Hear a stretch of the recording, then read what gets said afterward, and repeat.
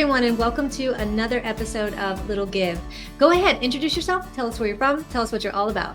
Hello, my name is Aaliyah Kissick. I am a former pageant queen transitioning into the digital media and financial literacy space.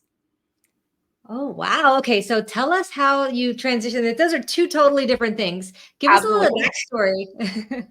Yeah, so I am originally from, and this is the question that I completely missed earlier, and I'm sorry about that. I'm from a really small town in central Illinois, and I started doing pageants when I was a little girl. I started off when I was between the ages of 10 and 11.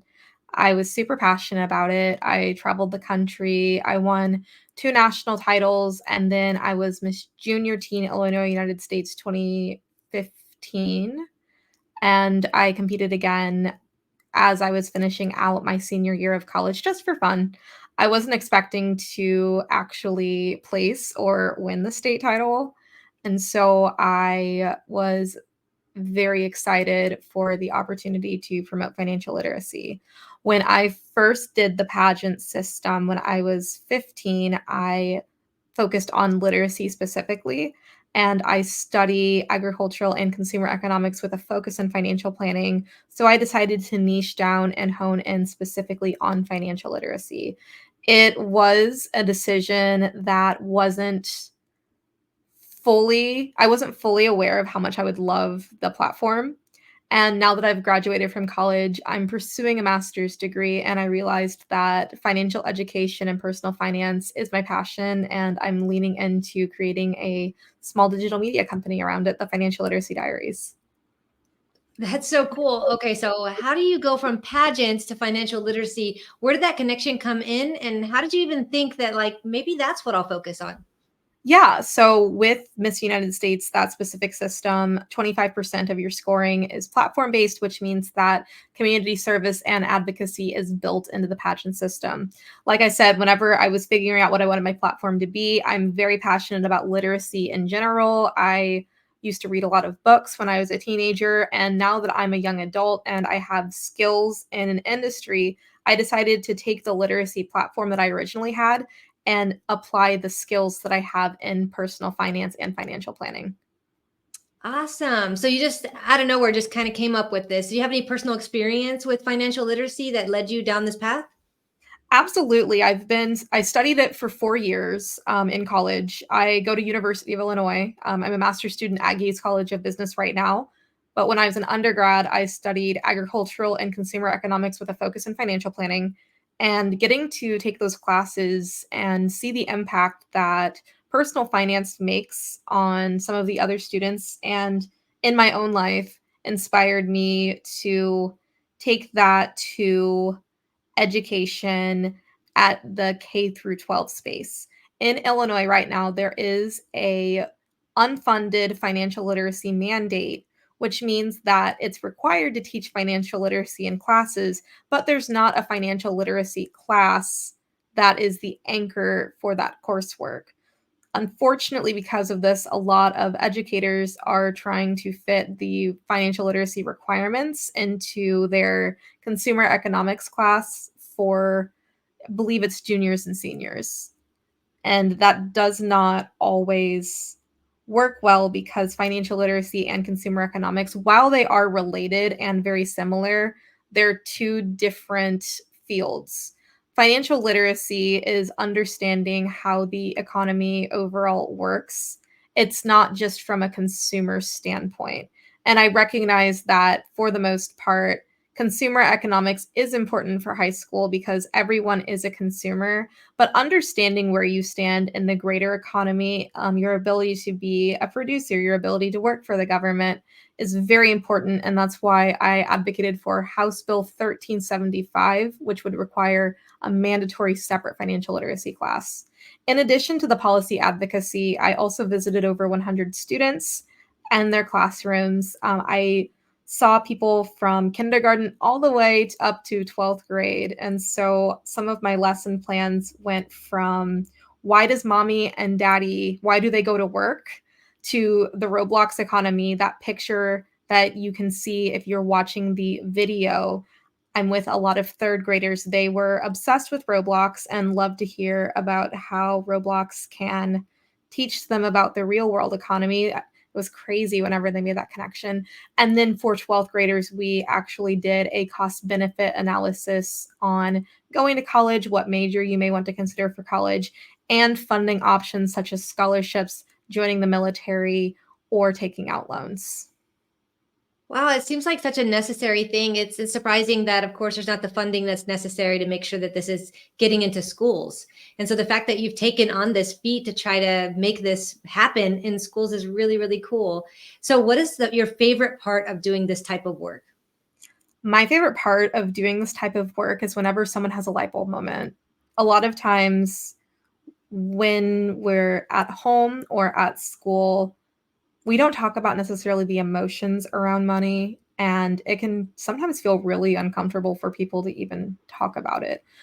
Getting to go into the classrooms and watching children, young people engage with it and get excited about it made me super happy because I know that I can't know for sure, but I hopefully planted a seed that will allow them to become more comfortable and confident managing their money, talking about their money, and thinking about their money. See, I feel like money's a tool. What are your thoughts on that? Absolutely. I 100% believe that money is a tool, and that is the primary strategy that I use when I educate, especially when I'm speaking with older teenagers leading into young adults now that I'm building out the adult education initiative, the Financial Literacy Diaries. Unfortunately, a lot of people in this economy, especially Gen Z like me, we have experienced some level of financial trauma. Just to give you a little bit of perspective, I'm 23 years old. I was a baby whenever 9/11 happened, but I was old enough to know that my mom was really nervous. I don't have concrete memories about that, but I do remember gas prices and how my mom talked about how they went up for years, and I could feel her fear and anxiety around that moment. Even though I don't have the memory of that specific incident, the stories that were passed down throughout the years after that stuck with me, and I knew that it was an anxiety-inducing experience from the time that I was 4 and 5 years old. I was 8 years old whenever the recession rolled around. I actually remember the recession. And then I graduated from high school, and I was in my second year of college whenever the pandemic hit. That means that in my very short lifetime, I've seen a lot of very, very, very scary financial market situations. I've seen a lot of unemployment, and I've also seen an actual recession. That said, a lot of people who are my age and maybe a little bit younger focus more on the system than they do on the tool. While we can't necessarily control the economic system that is in effect whenever we're alive, we can control the decisions that we make within the system. It's a matter of focusing on the internal locus of control versus the external locus of control. If you have an external locus of control, which given the financial trauma that everyone has experienced around my age, it's completely reasonable to feel hopeless around that, to feel like you can't get a hold of your financial situation. But even if most of the situation is out of your control, being able to empower yourself and master the skills that are in your control is something that can shift some of that focus back onto the self and empower you to make good financial decisions and take control of your future. What would you say is the number one skill that people should learn right off the bat to help with this? Wonderful. So there are 4 pillars to financial literacy. It's earning, spending, investing, and managing risk. I think that a really good first step is learning how to properly spend your money. We live in a society where we are bombarded with information, and it can be really easy to get overwhelmed and just make an impulse decision. A freebie that I really want to provide to everyone listening or watching today is the spending checklist, which gives the person who's using it a little system of checks and balances for going through with purchases. The purpose of the spending checklist is not to be a comprehensive guide of whether or not you should make a purchase decision, but it's there to guide you. If you have more checks, it's a more well thought out purchase. If you have fewer checks, it's not that it's a bad purchase. Sometimes there really are opportunities that are once in a lifetime. Like if someone were genuinely selling a new vehicle for $2,000. I don't know where they got that vehicle from. It may not be legal. I'm not thinking about that side. But on my side, if someone's offering me a once in a lifetime opportunity, I probably am not going to have time to go through that checklist to think about it and come back. At the same time, whenever you're in a supermarket and you decide that you are going to buy the new, when I was at Target, there was a bicycle, like an exercise bike. It was $600. And I really wanted to buy it like right then and there. I'm like, it's only $600. I could get rid of my gym membership. It'd be gone. But decisions like that probably should go through the checklist. So I know for a fact that my family probably would not be too happy for me if I purchased a $600 bike, even though I want it. I don't have the space for it in my on-campus apartment at the moment. And it is also not something that I thought about previously. I probably would not use it. So there's certain situations that you don't necessarily need the spending checklist. But for most situations, especially for people who are more prone to impulse purchases, emotional spenders, shopaholics, it's really good to have that in your toolkit so you can train yourself to become more mindful about those purchase decisions in general.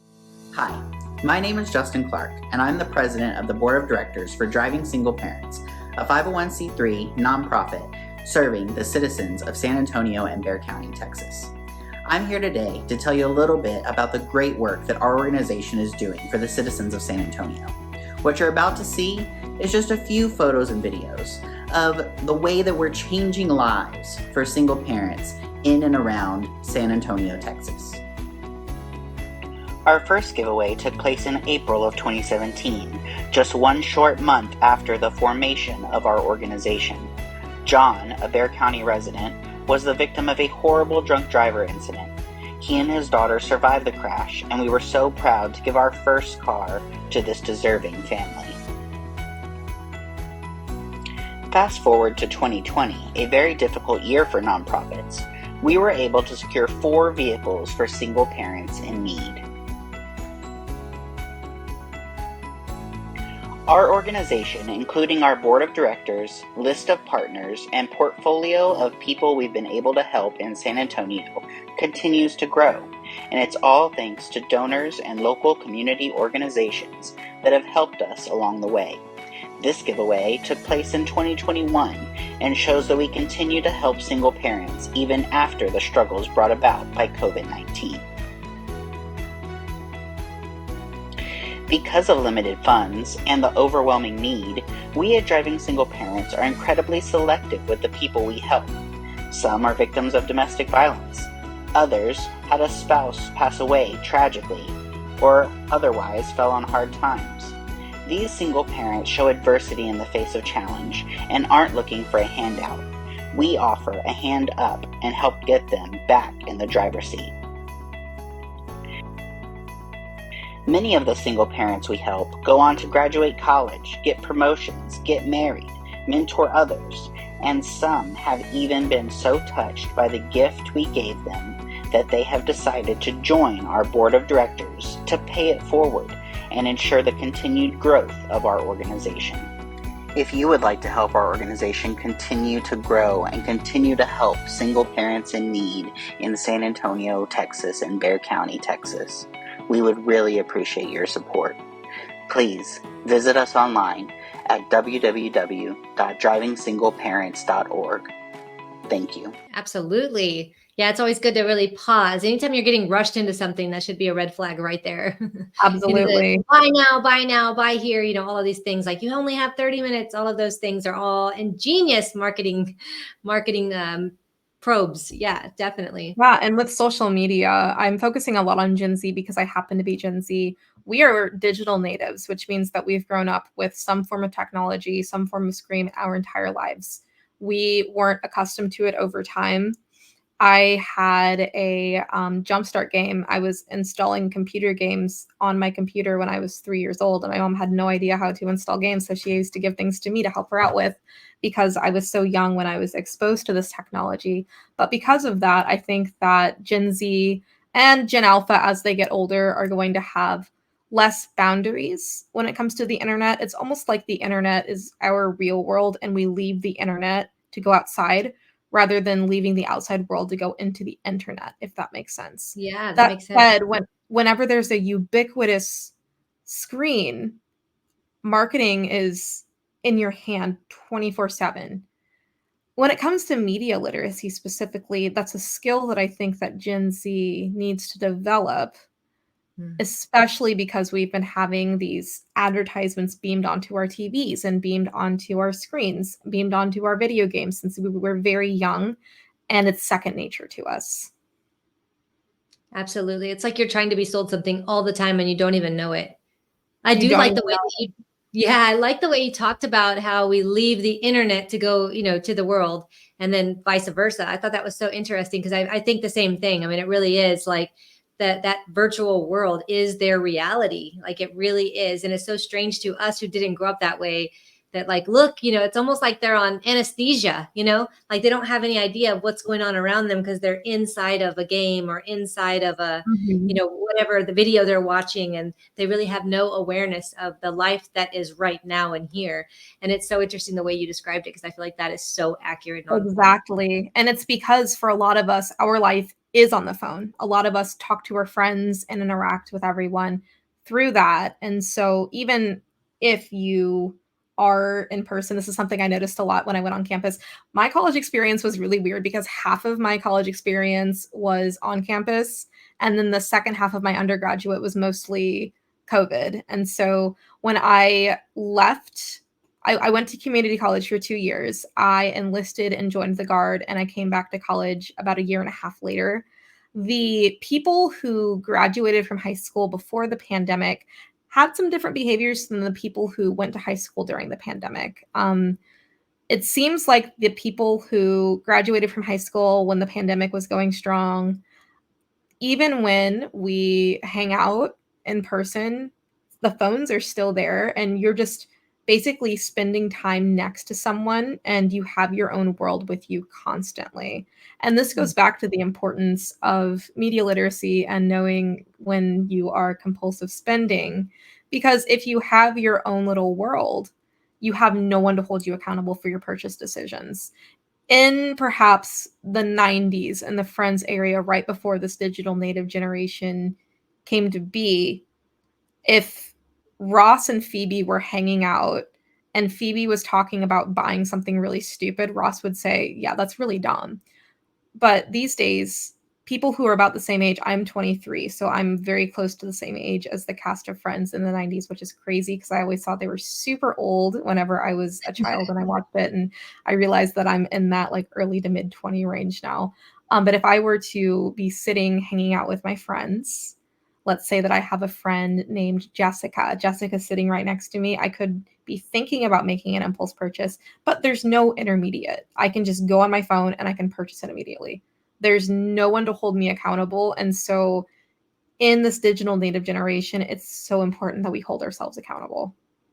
Yes. So, what are your thoughts on how you teach that? Obviously, with you being so young, actually, my oldest daughter is 3 years older than you. And so, Wow. yeah, but I mean, we have 6 kids. So, we have kids from 26 all the way down to 9. So, what are your thoughts on how to help them curate those thoughts on how to monitor themselves and how not to be bombarded? We talked a little bit earlier about how there's all this information coming in all the time. And I always say people end up with like infobesity. You just get full of information and then you That is do nothing so with it. good. That is a Yeah. great word. I love that. I'm going to marinate on that thought later. Yeah, so I've been thinking about this a lot actually. As Gen Z enters the workforce more and more, it's time to start taking us seriously as young adults. I've been thinking about how to educate people in my generation and beyond how to take care of themselves and how to navigate this information overload. And I'm actually writing my first book. I'm writing a book called Money Doesn't Have to Suck. And it is mostly about the emotions around money and how a lot of people, it seems like in my generation, didn't learn things at school or at home But a big part of the book is actually talking about this information overload and developing media literacy. I think that the best way to reach my generation is going to be through the digital platform, because we just had a conversation about how we're here so much. And so this book is going to be available online for free as soon as it's published. My target publishing date is at some point in mid-July, but I have to figure out the direct publishing situation. And so I'm giving myself a little bit of runway. I'm still actually sitting down and writing the book, but I've also been meeting with an editor throughout the process, and it's going to be a really great introduction to personal finance. What I think makes it different than other books currently on the market is that it's like a prerequisite to all of the other books that are currently on the market. So if you're a person who has a bunch of personal finance books that they've purchased or checked out from the library, but they can't seem to open the first page and they don't know why, this book is for you. And I really think that information overload is a huge reason why people think that money sucks. Hi, my name is Andrew Fraley, and I believe that sometimes we all need a little bit of help. If you're in the San Antonio community and you need some legal help, call me at 210-725-4658. Absolutely. And I think there's so little taught about how money works. Like, I've heard so many people talk about how their money story, right? You touched on it earlier about their money story. Yes. And some people either feel like money's bad, like, oh, I don't care about money. I don't want money. Money is, not my priority. And then other people feel like money is the end all be all. So like, where's that median in the middle where people can figure out that money is a tool in our society that we need to have the money to do the things that give us the freedom that we need. But at the same time, there's a way to make it where it's not a burden. What are your thoughts on that? Exactly. Yeah. So the first couple of chapters in the book actually cover the money story, the importance of narrative-based education, and how conceptualizing a tool like this as a story can help you get over some of these mental blocks or traumatizing events that you might have. So in general, there are a few recurring thoughts that people have with their money story. It's usually two sides of the same coin, not feeling like you have enough. There's two responses to that. My husband and I are on opposite ends of that. And so as we are navigating our new marriage, we are trying to balance each other. And I think that opposites do attract and we balance each other well.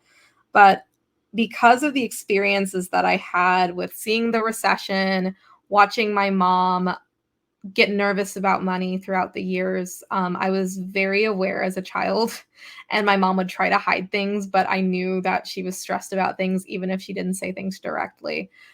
Another factor in my money story is that I was raised in part by my grandmother, who was a Great Depression child. She was born in 1937. So I got a lot of these recurring thoughts from my grandma, who never even had butter because butter wasn't a thing in the Great Depression. So a lot of times I live with these thoughts, even though I had a completely different life than my grandma, and I did not personally have to go through the financial struggles of the recession. I still sometimes have that generational trauma and prevent myself from spending money, even if I do have it. I tend to save. I'm an oversaver. I save and I'm very frugal to the point where it can get in the way of my day-to-day life. My husband is also very frugal, so that's where we meet in the middle. But he grew up in a different country, which means that he had some different cultural values than I do. In his country, achievement and meritocracy is valued a little bit more than expression and freedom. And so he tends to be the person who will work like 16 hours straight just to make a little bit more money. He's the person who has to be number one at everything because he wants to get the best job. He wants to get the promotion. And it's also because his family's generations were a little bit different, but they also had a similar experience with not having enough money all of the time. And because of that, generationally, he still sometimes has those impulsive thoughts, but culturally, they manifest in the opposite way. Some people hyper focus on money and become, I don't want to say my husband's obsessed with it, but some people do become obsessed with it. in my situation, my frugality was because I was almost trying to avoid it a little bit. I started my resale boutique. I had a small business that I started when I was 17, and it grew out of my love for thrifting. And I used to thrift all of my clothing because I had myself convinced that we couldn't afford clothes. That wasn't true. But then I fell in love with thrifting. I started a business to make cute fashion affordable for everyone. But it was from that situation that all of that stuff came out. So I really think that money stories are extremely important. And going through your own money story is really just a walk down memory lane.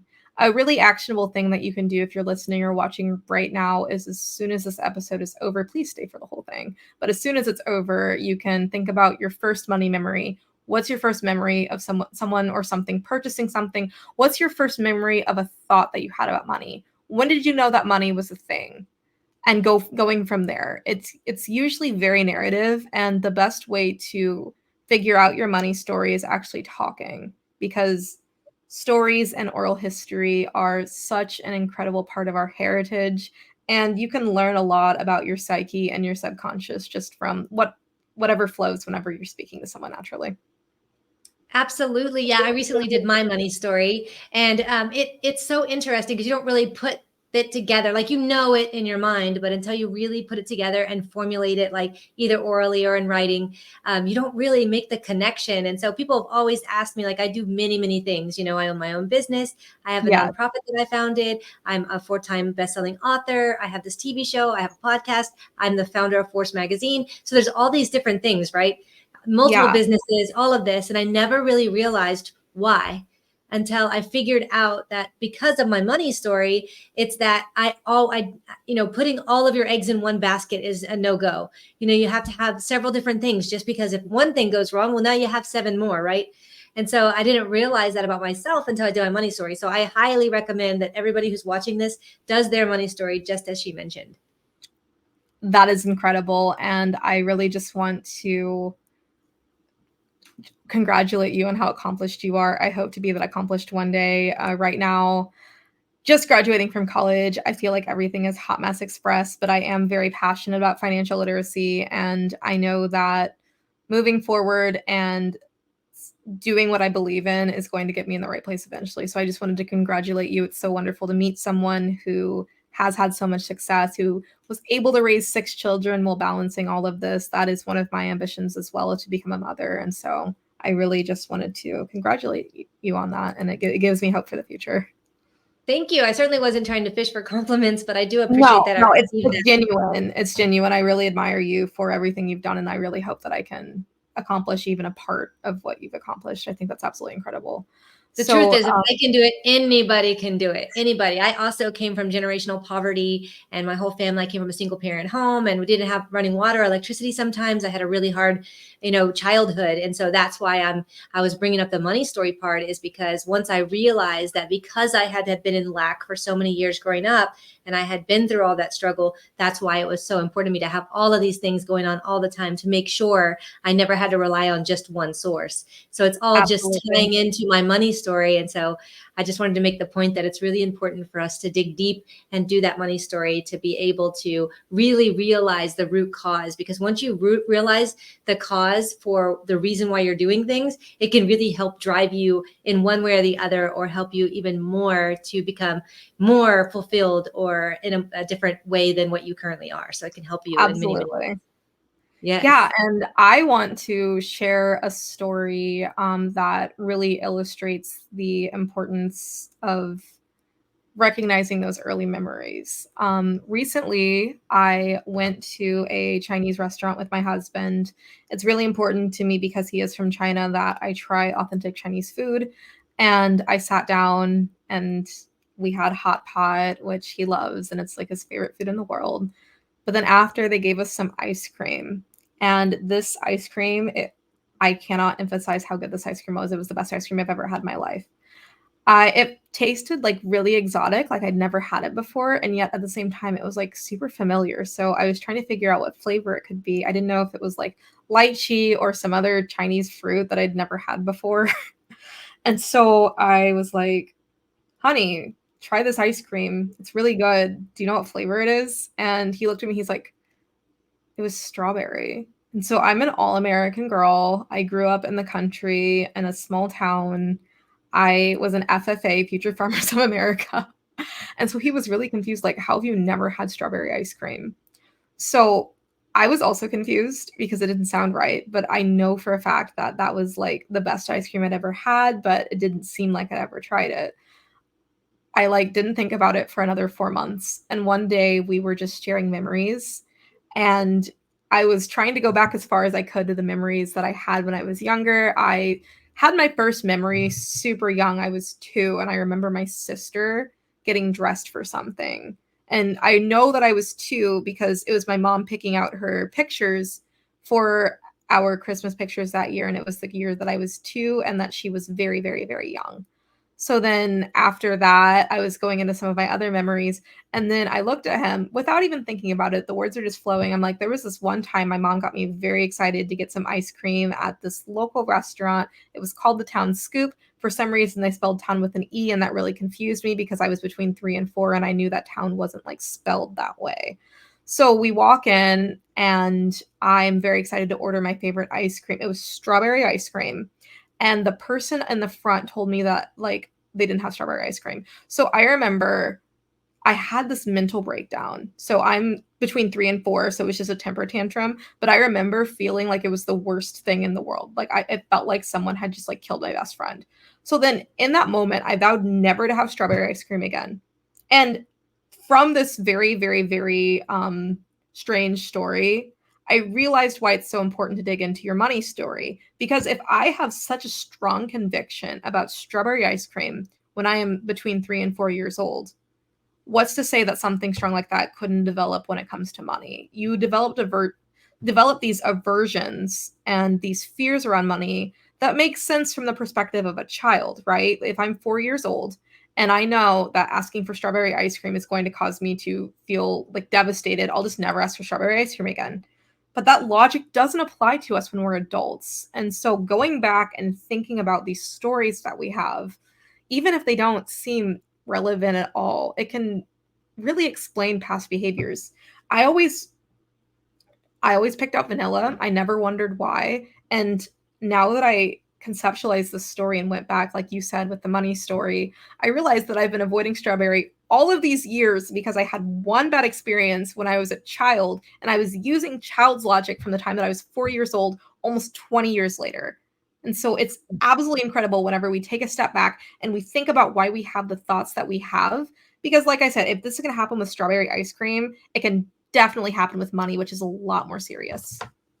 Absolutely. And other things in your life as well. And it's that realization. It's like, wow, that's why I'm afraid to try things, or that's why I'm afraid to have ice cream. I mean, strawberry ice cream, or that's why, and once you figure out the why you're doing it, then you can address it and maybe make a whole different change. And my whole phrase for 2024 is, are you willing to see it differently?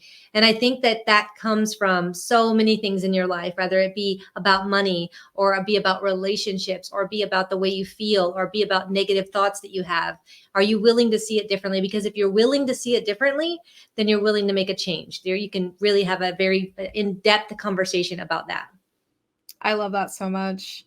I really love the recent trend of people picking out mantras for the year, and I think that is absolutely beautiful.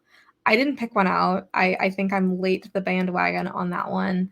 But I think that 2024 for me, if I had to select an overall theme, is getting out of my comfort zone for sure. I've been trying a lot of new things since I graduated, and I definitely have been putting myself in situations before I'm 100% ready. And I see how that's been making a huge impact. And whenever you are impact focused and whenever you believe in something bigger than yourself, sometimes you will look a little stupid. Sometimes you will say things that aren't quite right. But as long as the vision, as long as the impact is being made, that's the only thing that matters. I 100% agree. I love that.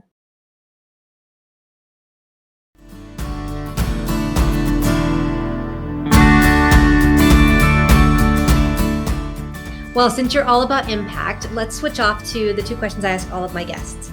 Wonderful. So the first one is, can you give the audience an example of a little thing that they can do in their community that might just be, a little thing on their end, but really make an impact on them? Absolutely.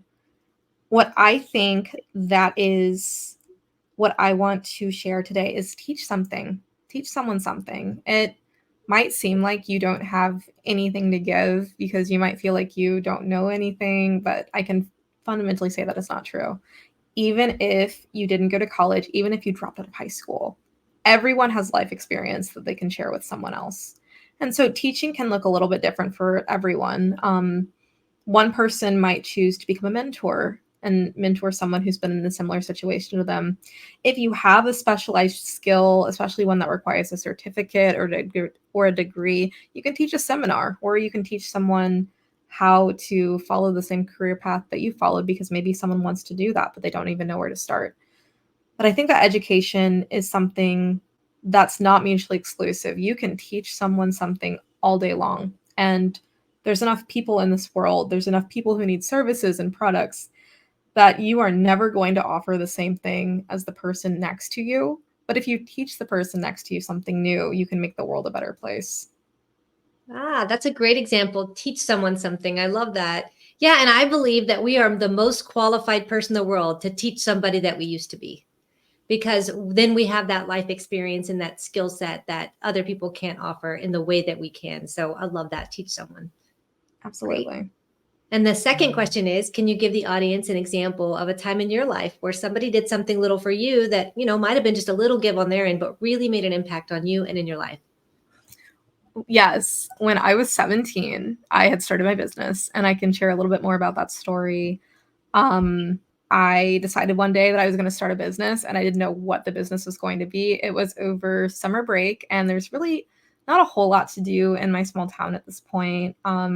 It's not that it's a bad place. It's just that everyone had cars and I couldn't drive. So I had nowhere to go. And so I decided I was going to start a business in the garage.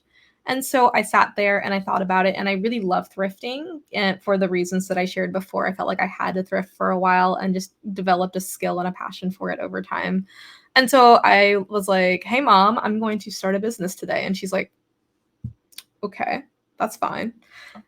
I decided that I was going to create a boutique in the garage, and I started from there. So I think that a good example of a little give that impacted me, it was those first people who didn't judge me for setting up a garage sale all day, every day over summer break. It was the people who paid $6 for a shirt, because those people are the people who inspired me to start setting up pop-up shops. And then the people who purchased $10 or $20 inspired me to open my first brick and mortar before I turned 18. I was in high school and running a brick and mortar store. Immediately after high school, I'd go to school from 8 a.m. to 3 p.m. and open my boutique from 3 p.m. to 8 p.m. Because of that, I was able to open a second location in my local mall, and that's the picture that if you're watching, you can see. And I had 5 employees at that point. I also had multiple volunteers, and all of that started because someone gave a 17-year-old who was holding a cardboard sign up a chance. Oh, that's a beautiful story, and a true inspiration that, like, literally anybody who's watching this can do something, whatever your skill set is, whatever you're passionate about, like, you can do it. Do you share that message a lot with the youth that, you did this at such a young age because you believed in yourself, and that little bit of confidence you gathered from somebody buying that $6 shirt really pushed you to the next level? Absolutely. Yeah, I've gotten to meet with a lot of students over the last year. And even before I left my small community to go to college, I was very involved in mentoring through Girl Scouts. I did some of the youth organizations. And a really big thing that I always focused on was encouraging them to follow their dreams, not just do what makes money, but do what lights you up. Because especially when you're young, that's like the one chance in your life whenever you can do things so you don't have to worry about bills. I think that a huge factor in my success at a young age was the fact that I was 17 and my only expense that I had to worry about was paying my rent. I do have a funny story about that too. I didn't know how to write a check when I was 17, so I had to be taught how to write a check while I was writing my first check for my rent. So that's another reason financial literacy is important. No one should ever be in that situation. Very embarrassing for me. But learning as I went and only having to focus on running the business and passing class gave me the opportunity to learn so much at an accelerated rate. So I really think it's important for young people to do what they're passionate about. There's plenty of time to make money, but there's That's only right. one time, that you're young. And sometimes you can actually do your passion and make the money that you need to survive. So sometimes you can do both Definitely. at the same time. So I think cultivating those skills, especially around that great feeling of being in your power and your purpose and something that lights you up, that then you can take that on to adulthood and take that on later in life whenever you start to form your own business or start a job or career path. Then you already have those skills of what you love, and that can really help propel you to make a lot of money or make whatever money that you need Yeah. to survive and enjoy your life at the same time. Absolutely. Yeah. I did not even mean to imply that they were mutually exclusive, but I feel like there is this narrative about focusing on having skills whenever you are a student. The education system is very competitive, but at the same time, you can build the skills while you're doing something that you love. And it's usually easier to do that. Like, I know It that is. as I've been writing this book, I've always wanted to write a book. I fantasized about being an author when I was like 7. I wrote like this really, really, really, really, really bad first book. It was in a journal. I had to burn it. It was so bad. But as I'm writing this first real attempt, I have been sitting down for 12 hours at a time and just knocking things out because I'm so passionate about it. And I know that on the receiving end, I'm going to help someone. I'm specifically for this book targeting young adults who are either about to start college or join the workforce or join the military, who are in those transitions. So like that 18 through 24, whenever everything's super confusing, where I'm currently at right now, I can use that experience and help someone, make them feel like they're not alone and that there is something that they can do on the way to make their lives better and other people's lives better. I love that. I love that you're doing all these things that are heart-centered. I just think it's incredible. So speaking of heart-centered, do you have any nonprofits that you're excited about? Yes, very recently I accepted a position with the Financial Literacy Foundation. I am currently the Director of Public Relations for the Financial Literacy Foundation, and it's a nonprofit organization that focuses on helping you have a better relationship with your money through education and support according to the website. So there are online learning experiences, we host webinars, and then there's also coaching that is provided from either a certified financial planner or a qualified financial counselor that can help people who are in need. I also come from a single parent home. I was adopted into that home and I was a former foster child. And so resources like this are excellent for people like me who might have come from communities or situations that weren't ideal to start, and then taking that and growing from it and building your own foundation. How did you first come to know about this nonprofit? I Googled financial literacy because I was wanting to get involved when I was Miss Illinois United States 2023. I was looking for an organization to benefit. And then I Googled a bunch of foundations. I sent, I think, 200 cold emails to different ones. And then the Financial Literacy Foundation, Preston, he got back to me very quickly and we formed an excellent relationship. And he's also an excellent mentor on the financial planning side as well. That's so wonderful. Thank you so much for sharing that beautiful nonprofit with us. So why don't you tell the Absolutely. audience where they can get to know more about you, seek out your services, and maybe where they can get that book at? Sweet. So the book is still in development by the time this episode is released. It should be out. So I will get all of the proper links sent over to the team so you can access those as quickly as possible. If you're wanting to reach out to me or have a conversation, highly recommend going to either my website, which is www.aaliyahkissick.com, or my LinkedIn. I'm super, super, super active on LinkedIn, making those business connections as I prepare to grow a financial planning practice. As of right now, I do offer those financial coaching services through the Financial Literacy Foundation for select individuals. And I am in the process of looking for a firm to build a financial planning practice with. Love it. So beautiful. I love everything you're doing. I like how everything is heart-centered and how it's from your own personal experiences and how you're really helping others to learn more about financial literacy and all of the things and inspire them to know that they can too, step out of their comfort zone and do these big things. So super excited to follow your journey and see where you go from here. And if everybody out there is watching, everybody who's watching, please go visit her.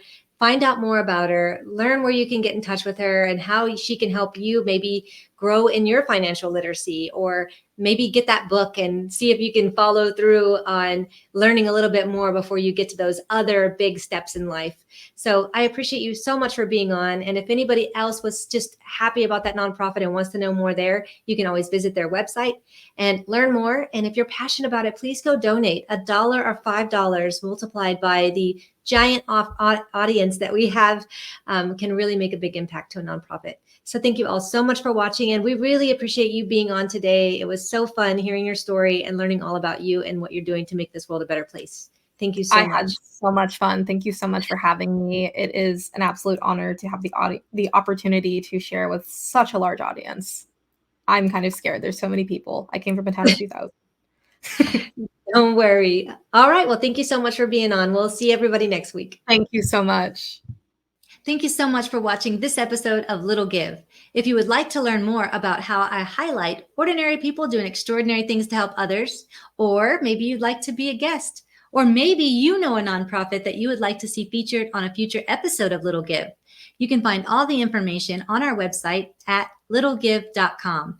If you'd like to get involved with our kindness clip segment, please do send in those videos. Send them via email to cindy@littlegive.com.